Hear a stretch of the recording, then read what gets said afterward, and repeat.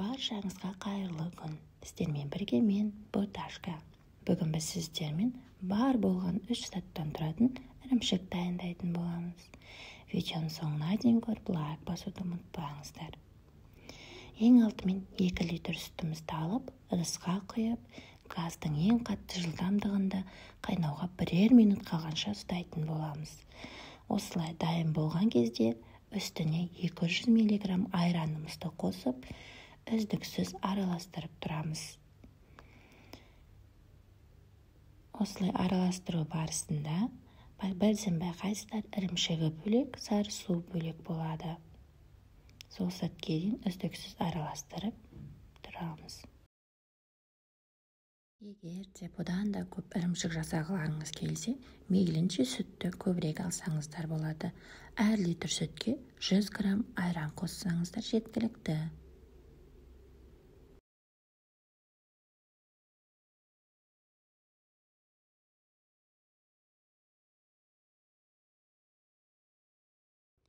Видеоңызға лайк басып, комментарий жазуды ұмытпаңыздар. Міне байқағандарыңыздай сары суы бөлек, ірімшігі бөлек болып, көзге айқын көрінеді. Осы сәтте газды ең аз жылдамдыққа қойып, яғни газдың астын жай қойып, бір қалыпты қайнататын боламыз. Осы сәтте бетін жауып, бірнеше сағатқа қалдыратын боламыз. Арасында бетін ашып қарап тұрсаңыздар болады.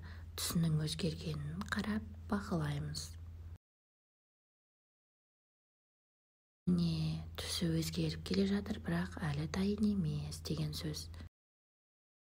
Түсі осындай сәтке енген кезде 200 грамм құмшекерімізді бетіне қосып, шекеріміз ерігенше араластыратын боламыз.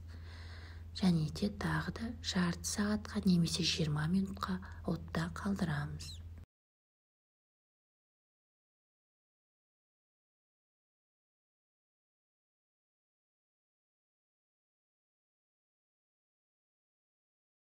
Міне 20 минуттан соң дайын болды.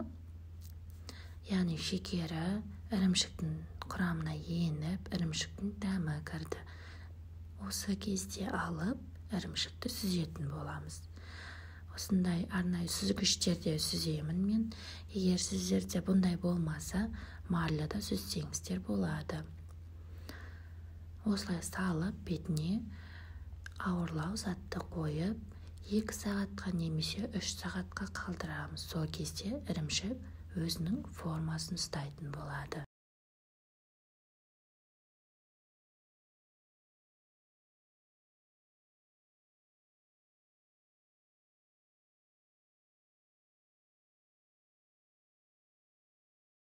Міне мен бетіне ауыр затқа осылай чайникке су құйып, бастырып қойдым. 2 сағаттан соң менің ірімшігім дайын болды. Алып, кесіп, отбасыларыңызға ұсынсаңыздар болады. Міне осындай керемет өзінің формасын ұстайтын, дәмі тамаша болатын ірімшіктеріміз дайын. Видео ұнаса лайк басып, комментарий жазуды ұмытпаңыздар. Ас болсын, сіздермен бірге болған мен Боташка.